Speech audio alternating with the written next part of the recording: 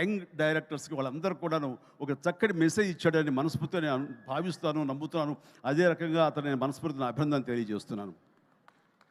ఇక ఇందులో చాలా స్మార్ట్గా ఒకప్పుడు నాకు డైనీ కనిపించాడుగా కనిపిస్తున్నాడు ఈ షతాఫ్ అండ్ వండర్ఫుల్. నాకు ఒకసారి డేనీ డొంజోంగ్పా ఉన్నట్టుగా ఉన్నాడు ఆయనకి ఈ సినిమా తర్వాత తెలుగు ఇండస్ట్రీలో మంచి అవకాశాలు వస్తాయి. So all the very best. God bless, God bless. అలాగే ఇంకా నవదీప్ ఉన్నాడు. నవదీప్ చూసేగా మా ఇంట్లో రామ్ చరణ్, రాణా, వరుణ్ వీళ్ళలాగానే తను కూడా చాలా అల్లరోడు, కానీ చాలా సినిమా వరకు చాలా బుద్ధిగానే ఉంటాడు.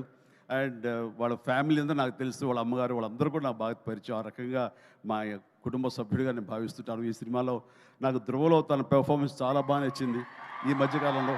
అలాగే ఈ సినిమాలో కూడా చాలా చక్కటి క్యారెక్టర్ చేస్తుంటానని నేను భావిస్తాను. ఇంకా మంచి క్యారెక్టర్స్, ఇంకా నువ్వు వెరీ స్ట్రాంగ్ హీరోగా ఉండాలి నా కోరిక. అతను హీరోగా ఉన్నటువంటి ఆ లక్షణాలు అన్నీ ఉన్నాయి. బట్ వస్తుంది అవకాశం, చేద్దాం. అండ్ దెన్ నేను ఎప్పుడు టైం పాస్ అవ్వడం కోసంగా చూస్తుంటే ఒక వ్యక్తిని తరచూ చూస్తుంటాను ఈ మీమ్స్లో. అదే ఏం మస్తు షేడ్స్ ఉన్నారా నీలో, మస్తు షేడ్స్ ఉన్నాయరా, ఏమ్రా కమల్ హాసన్ లాగానే అనేది. సో మనిషి టాలెంట్ ఉంటే ఇది అంటారే అన్నం మెతుకు చాలు ఉడికిందా లేదని తెలియడానికి. ఆ రకంగా వీళ్ళందరూ వాళ్ళ టాలెంట్ని ఈ రకంగా వాళ్ళు చూపించుకుని నాలాంటి వాడి దృష్టిలో కూడా పడేలాగా ఉంది. అండ్ చిన్ననాటి నాస్టాలజిక్ ఫీలింగ్స్ నువ్వు చెప్పగలిగావు. I'm also so happy. నన్ను చూసి మీరు అంత ఆనందపడతారో, మీ ఫీలింగ్స్ చెప్పినప్పుడు, మీ చైల్డ్హుడ్ విషయాలు చెప్పినప్పుడు నాకు అంతే ఆనందంగా ఉంటుంది, అంతే ఇన్స్పిరేషన్గా ఉంటుంది. I'm really glad to hear that. So nice of you. And then ఇక హరిరామ్ జోగయ్య గారు టెక్నీషియన్స్గా పోలిస్తే వారు మాకు మంచి మిత్రులు. అండ్ వారికి నా అభినందన తెలియజేస్తున్నాను. అండ్ తర్వాత ఇక్కడ డిఓపి హరి గారు, వారికి కూడా మా బెస్ట్ విషెస్. ఈ సినిమా పెద్ద హిట్ అవుతుంది, ఆయన విజువల్స్ కూడా బాగుంటాయని నేను నమ్ముతున్నాను. ఆయన కూడా మంచి పేరు రావాలి. ఇక విజయ్ వీళ్ళందరూ, అలాగే ఓకే, గాడ్ బ్లెస్. అలాగే సిద్ధు కూడా మంచి ప్రొడ్యూసర్గా ఎదగాలని మనస్ఫూర్తి కోరుకుంటున్నాను. మీరు చెప్పే దగ్గరకు వచ్చేదో కాదు. Good luck please. And then ఇక్కడ యంగ్ డైరెక్టర్స్ చాలామంది వచ్చారు, కరుణాకర్ ఇలాంటి వీళ్ళందరూ కూడాను ఈ సినిమాలో వాళ్ళ సినిమా అన్నట్టుగా భావించి వాళ్ళు చెప్పినటువంటి మంచి మాటలు, గుడ్ విషెస్ ఈ సినిమాకి బలంగా ఉంటాయి. ఇక అందరి గురించి చెప్పి నా బిడ్డ వరుణ్ తేజ్, చిన్నప్పుడు సరే అందరూ ఒకే చోట తిన్నాము, ఒకే చోట పెరిగాము, ఒకే చోట పడుకున్నాము. వాళ్ళ జీవితం అంతా నాతోటే. అండ్ వాళ్ళు ఏది అవ్వాలని సరే వాళ్ళని అది అవ్వనివ్వకుండా చేశానేమో. రోజు నేను మేకప్ వేసుకుని నా సినిమాలు చూస్తూ, నా ఇంట్లో కాస్ట్యూమ్స్, మేకప్ ఇవన్నీ చూసి వాళ్ళు ఇంకో రకంగా ఆలోచించలేకపోయారు. అందుకనే వాళ్ళకి ఏం చేయాలా అన్న ఆలోచన, ఒకవేళ చదువు అయిపోయిన తర్వాత యాక్టర్ కాక ఇంకెందుకు మనం అనేది అనుకున్నారేమో. నా దగ్గర చెప్పగానే నేను ఇలాంటి వాటిలో చాలా ఎంకరేజ్ చేస్తాను. ఎందుకంటే film industry the best film industry. నేను దీన్ని చాలా గౌరవిస్తాను. ఇది కళామ తల్లి అని నేను భావిస్తుంటాను. మనం ఎంత గౌరవిస్తే ఆ ఫిల్మ్ ఇండస్ట్రీ మన అంతగా ఆదరిస్తుంది, హక్కును చేర్చుకుంటుందని బలంగా నమ్మేవాడు నేను. కాబట్టి ఇలాంటి ఇండస్ట్రీకి నా బిడ్డలు వస్తే కనుక అంతకంటే కావాల్సింది ఏముందంటే ఎంకరేజ్ చేస్తాను.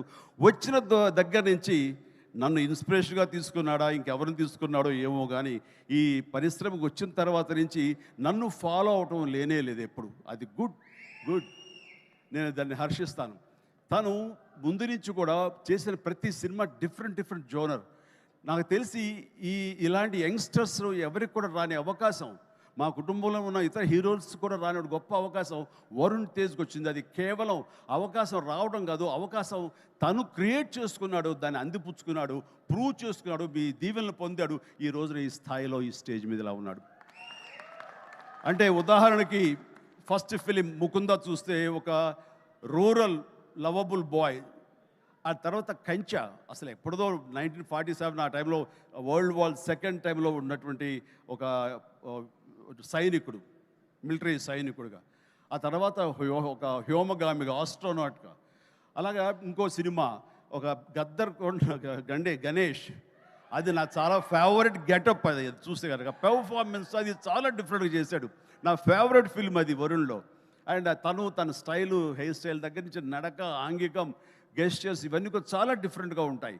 ఆ సినిమా కానివ్వండి, ఆ తర్వాత ఇక ఎన్ఆర్ఐ చేసినటువంటి ఫిదా కానివ్వండి, లేకపోతే లోకల్ సోఫిస్టికేటెడ్గా ఒక లవర్ బాయ్గా చేసిన వాళ్ళ బాబాయ్ ఇన్స్పిరేషన్ తోటి పవర్గా చేసిన తొలి ప్రేమ కానివ్వండి, అలాగే లేటెస్ట్ ఫిల్మ్స్ వరకు కూడాను ప్రతిదీ చాలా ప్లాన్డ్గా తను చేసుకుంటూ వచ్చాడు, సక్సెస్ఫుల్గా చేసుకుంటూ వచ్చాడు. ఆ ప్లాన్లో ఒక భాగమే లావణ్యను కూడా కట్టుకున్నాడు. అది సో ఆ రకంగా ప్రతిదీ వెరీ వెరీ సక్సెస్ఫుల్ స్టెప్స్ వేసుకుంటూ అన్ని జోనర్స్ యొక్క టచ్ చేస్తూ ఈ తను చేసిన 13 సినిమాలు ప్రతిదీ వైవిధ్యమైన సినిమాలు చేసుకుంటూ ఎవరికి రానట్టు డిఫరెంట్ జోనర్స్ చేయగలిగాడంటే, నేనేదో రొమాంటిక్ హీరో, నేను యాక్షన్ హీరో, కేవలం ఇలా చేయాలి అన్నది కాకుండా డిఫరెంట్ సినిమాలు చేసుకుంటూ వచ్చాడు. అందులో నేపథ్యంగా ఫస్ట్ టైం అంతకుముందు గాజీ అని నేవల్ సినిమా వచ్చింది, సబ్మెరీన్ బేస్ చేసుకుని రాణా యాక్ట్ చేసింది. ఆ తర్వాత ఎన్నో మిలిటరీ బేస్డ్ సినిమాలు వచ్చి ఉంటాయి, ఉన్నాయి కూడాను. కానీ air strike, surgical strike, air force మీద సినిమా మాత్రం మన తెలుగులో ఇదే మొట్టమొదటి సినిమా. ఇలాంటి సినిమా రావడం అన్నది విజువల్ ఇంపాక్ట్ ఉంటుంది, మీ అందరికీ విజువల్ ఫీస్ట్. ఎందుకంటే ఈ మధ్యకాలంలో నేను లాస్ట్ ఇయర్ వెళ్ళినప్పుడు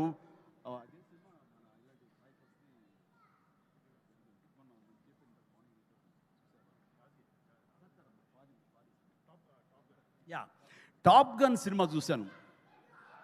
టాప్ గన్ సినిమా చూసే ఇంత బాగా మనం చేయగలమా, ఎంత బాగా చేశారు అండ్ అంటూ నేను చాలా ఆశ్చర్యపోయాను విజువల్స్కి.